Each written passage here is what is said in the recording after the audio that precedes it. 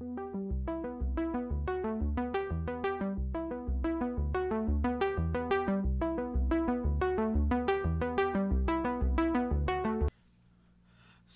Haunting of the Villa Diodati, I think I said it right that time, is sort of an interesting story. And it's not just because it sounds like a really great idea, because, the Doctor and Company meeting Mary Shelley, the creator, the writer of Frankenstein, in a story involving Cybermen sounds like a really great idea. And we know it's a great idea because it was a Big Finish audio. It was an Eighth Doctor story where the Doctor and Mary Shelley meet a Cyberman. Now, granted, I haven't heard of the Silver Turk. I do have it, I just haven't had a chance to get to it yet, and I didn't want to because I felt that would have made an entirely separate review in itself. But the premise of Haunting is I think really good. I'm going by how the Eighth Doctor talks in some sort of see, we're already getting into it, and I haven't even listened to the Silver Turk. But the Eighth Doctor does talk a lot about meeting Lord Byron, mentions Polidori. And from what I've seen, there's a good number of stories with the Eighth Doctor and Mary Shelley. So, yeah, the Doctor inspiring Mary Shelley to write Frankenstein isn't that weird an idea, which is why it's a bit weird when I hear the interviews. Like, why has anyone done this before? Or, I've always wanted to do this story, or it seems like the story should have happened, or it's too exciting to pass up. And, yeah, that's true. Does this do anything to the canon? Not really. I would just say we should all take the position of the better story is canon, but even weirder because it's not like two different interpretations of the same story. It's two different incarnations going through slightly different versions of the same story. So we'd have to go with the idea the Eighth Doctor erased Mary Shelley's mind. But anyway, this story here, the Doctor and Company arrive at Lord Byron when they're all telling horror stories. Woo, scary. It turns out Percy Shelley is missing. He's not here yet. And then it turns out the house isn't letting anyone leave. And there's a perception filter going on. People go missing. People die.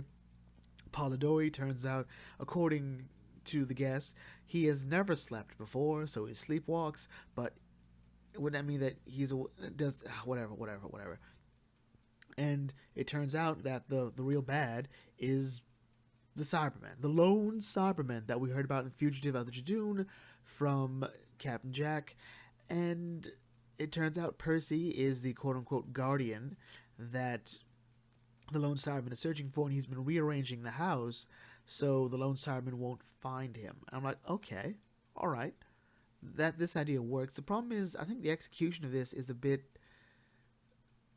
dull. Like it wants to be interesting, but I don't quite get certain things. Like, what's the point of the hand, of the skeleton hand, and people being replaced? Is that all the lone Cyberman, or is it Percy? Why is Percy moving babies around? And all this other stuff. It doesn't quite gel.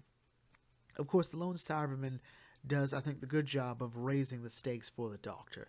And this is actually really good. I think last season didn't do a great job of raising the stakes for the Doctor, which is weird because, Ranskor of Skolos had this, like, really huge stakes of reality and whatnot, and I just didn't feel it. She felt a bit, like, oh, gee, I don't like this, but that was sort of it. Here, though, the Cybermen are a real threat to the Doctor, if for no other reason than her previous incarnation had to deal with them. Not only did they cause her to regenerate, cause her predecessor to regenerate, it also converted one of her friends, Bill. And I think that's something that still weighs down on the Doctor's conscience. She even mentioned herself, like, I will not have another friend, another human be converted. You all stay here. And then came the question about Percy. Percy has the Cyberium. He has every battle plan ever of the Cybermen in his head. He just sort of found it while walking around one day, because why not? And the question is, if the lone Cyberman wants it, we can't give it to him, so do we let the Cyberium, or do we let Percy die to save untold billions? Or, as the Doctor points out, well, if we let Percy die, he won't write all of his works, which will inspire and help other people. So a billion people will still be at risk. It's a rock and a hard place. And there's a really great line from the Doctor here, and I think it might be my favorite line from her. in her entire run so far. Like, this isn't an equal plane. This is the mountain and I'm the summit. I love it. I think it might be the first bit of actual, real, unique dialogue that I feel like I just wouldn't really bother to improve on from this Doctor. And then the Doctor is sort of forced again to give the Lone Cyberman what he wants. And the Lone Cyberman, I think, was interesting because usually the default way to defeat any form of, like, this Cyberman used to be human is to appeal to their memories. Like, you remember you were human once. Remember your children. Remember your friends. You know, this one's like, I remember my children. I remember I slit their throats when they joined the resistance against the Cyberman. I'm like, okay, good. We can't friendship our way out of this. I like it. And so the Doctor was forced to give the Lone Cyberman the Cyberium. And that was great. The last third of this I felt really good. Sort of helped make up for the rest, which I felt was lackluster. Could the story have been better? I don't know. I'll listen to the Silver Turk and get back to you. But first, I gotta listen to the Gallifrey Part 3. But overall, I am somewhat looking forward to this quote-unquote season finale, a two-parter, Cyberman. You know, it's not like we did that before. You know, claims that Chibs is running out of ideas is really coming to fruition here. Anyway, with that in mind, we'll bring this video to a close here. If you're new to the Debug Think Tank, feel free to like, comment, share, subscribe.